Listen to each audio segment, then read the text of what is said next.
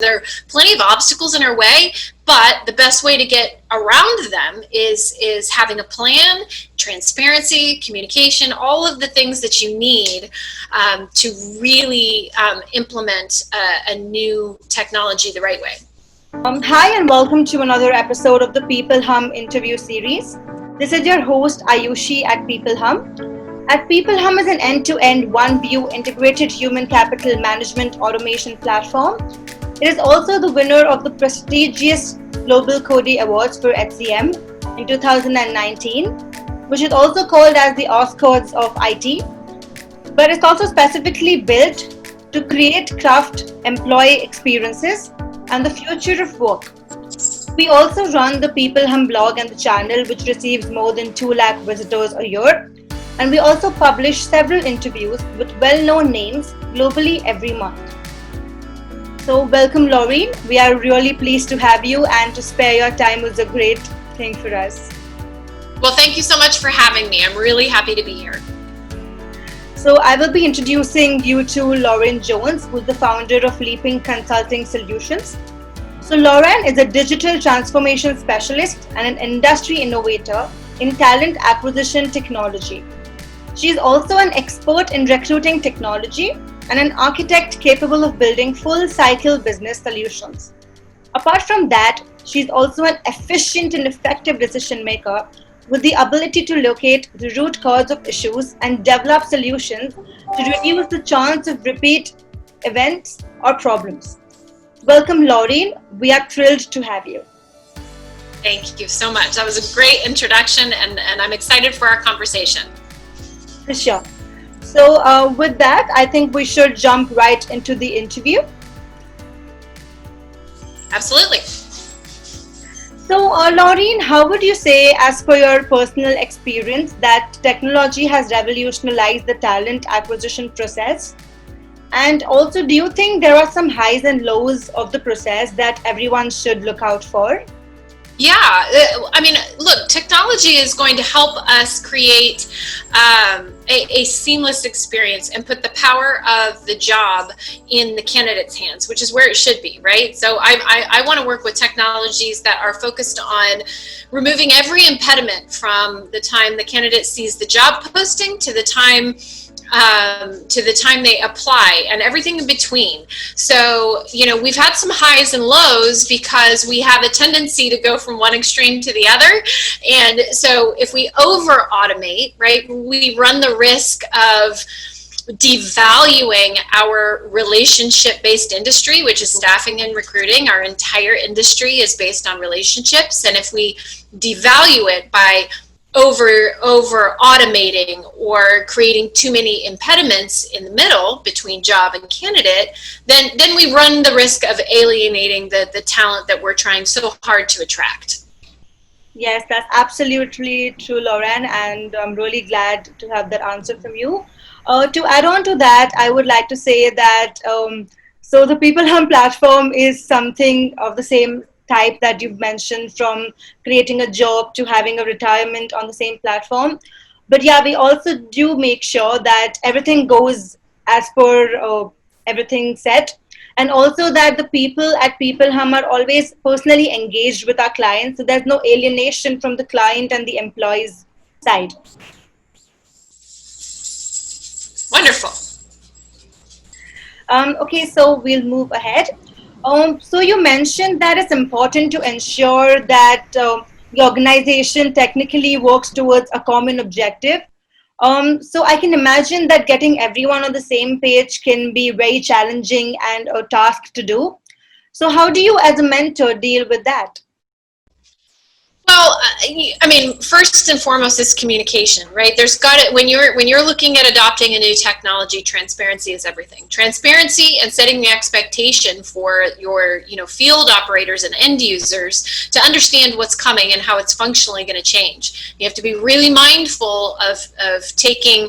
And I see this happen a lot, taking old sort of analog processes and trying to cram them in a new digital world. And we have to, when we're looking at embarking on a big implementation or a big technology investment, that are people that are coming along for the ride, are invested in why we're doing what we're doing. So that unification of message, understanding, Simon Sinek's start with why, helping people understand why we're driving towards this is exactly what's going to incentivize them to adopt and utilize the technology in the manner in which you intended. Yes, that's really true. And I know that California is the major technical hub, so everything managed in California is going to be the best. Yes, I sit right next to the Silicon Valley, so we see all the latest and greatest, in automation uh, and AI and bots and machine learning. So definitely, we have to have a balance. Yes, that's absolutely true, Lauren. I totally agree to it. Okay, so we'll move ahead if that's okay. Yes, of course. Yes. So, as somebody whose day to day work centers around a blend of technology as well as human creativity, do you suggest any safeguarding technique which creates their side while also working in an industry which is unfortunately on its way to creating machines out of humans? Well, I don't think we're there yet. I don't think we're creating machines out of humans, but that's where I call it mindful implementation, mindful purchasing of technology. And as long as you're thoughtful and mindful about how you're investing, and it's focused on the candidate experience, you're going to make good business decisions. But it's all about what the motivation is, that unification of vision. And then, look, I think machine learning, AI, it absolutely has a place in the wheel, right? But it's how and where you apply it. So again, we maintain all of this automation is to make it so that we could focus on the human interaction more, right? And that's the way that I look at it, that it should be enhancing the experience for the candidate. And I think as long as we stay focused on that end in mind of mindful implementation, we're going to end up with, and there are going to be those that over automate, and those that and some candidates that might be right where they're comfortable is a totally automated process, and that's why gig work has been successful, is but we're not speaking to one generation and one generation of candidate and how they want to interact. And that's why diversity, or diversity in how what the experiential choice is going to be fundamental to how you differentiate yourself. Yes, that's absolutely true, Laura, and that was a great answer, and I don't have anything to add to it. Just one thing, as you said, that we haven't reached making humans as machines as of yet. I think that's a really great point. And when it comes to machines and people, I think that should be segregated because everyone in a company loves the idea of automation, virtual reality. But when it comes to personal connect with human to human, I think that is really important. Look, I don't think if I the first place I would go if I was jobless would be a recruiter that I could talk about, what I was looking for. And I don't think that will ever be replaced by, an automation or a machine, because it's a very vulnerable, and I think I've said this on every podcast I've done, it's a very vulnerable place to be when you're essentially seeking out strangers for acceptance, which is kind of what job seeking is. You're saying, here's my list of skills on this piece of paper, please accept me for what you might have. And it's overwhelming, and it's an emotional, and I don't know that a machine's going to ever fill the emotional component of and vulnerability that individuals feel seeking for job opportunities. Yes, that's absolutely true. I never think that a machine can ever take away the personal connect with the person has with the interviewer or the recruiter, or even I think the trainees or the joinees that we have in the company. I think the personal touch can never be taken away through integrated platform. I agree with you. That's great. So I'll move ahead. And so I wanted to know, Lauren, if there are any challenges which you might have faced in the past which you would like to share with us so that we can get any insight out of it? Oh gosh, plenty of obstacles. My goodness. One of the things that I see happen often, as it pertains to my line of work, right, which is helping businesses create the perfect tech stack, implement that tech stack, and and gain adoption from that tech stack is having a plan, right? There is this, and I look at it very functionally, like building a house, right? You kind of start with this dreamy sort of vision. I want dormers, I want a wraparound porch, it starts kind of Pinteresty. Well, then you have to get a little more in line with, okay, can we actually build it?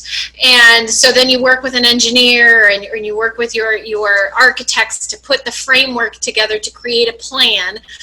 And then you go through planning to make sure everything's going to be in order. I kind of look at that like IT. Can all of this be done? Can we integrate all of these things? And then you work with a general contractor to actually build it. And I look at our SI partners and people like me as those that are actually taking the plan that we created, where we validated it with IT, and now we're implementing it and turning it live. So there are plenty of obstacles along the way, inclusive of not properly planning, inclusive of not having an adoption and change management strategy, and then limitations, the overpromising, on some of the product side. And I see that happen a lot, is where products will overpromise what it can actually do, and then we end up in a sticky situation. So there are plenty of obstacles in our way, but the best way to get around them is having a plan, transparency, communication, all of the things that you need to really implement a new technology the right way. That's amazing. That actually seemed as your mantra and your stepping plan, which you've taken through with your company. I try, yes. And it just so happens my husband is a contractor, so, I a little bit of him has bled on into my world, I think. That's amazing. And yeah, I totally agree with you. It's a huge process because even at peopleHum, when creating or selling it to it, there are a lot of different limitations we face when it comes from the client side as well. The different things, the pain points which they have, which they want us to fulfill through the platform, is like the major goal which we focus on as well, because the client is God, and whatever the client asks you for is your first go-to. Yep. Yeah. So, Lauren, with that, I think we have come to the end of an interview. And so, Lauren, is there any other mantra which you have been using to make the most of each day? Well, I start there. There are two things. So when it comes to technology, there is no transformation without integration. I've been quoted multiple times saying that if it's not integrated, it's not going to get adopted. Don't have a bunch of disparate systems for your people to use. That's the first thing. From a me perspective, from a personal perspective, I start and end every day with gratitude. And I three things I'm grateful for in the morning, and three things I'm grateful for in the evening, and that keeps me centered and balanced and focused on the good stuff that's going on. That's amazing. I think when I have been going through the same mantra, and it's really insightful. I have been doing the 21-day abundance challenge with Deepak Oh, Chopra, and that has really given nice. me a lot of gratitude and abundance in life. Yes, yes, yes, yes. Gratitude, attitude of gratitude is everything. I totally agree with you. Totally. So, Lauren, it was really, really nice talking to you. And I really want to thank you for your insights, your mantra, and all to give us your precious time. And I'm going to be sure that the audience has also enjoyed the interview. And I once again thank you very much. Well, thank you so much for having me. Thank you for the invitation. It was a pleasure to talk about all of this with you. So, the gratitude is all mine. Thank you. Thank you so much.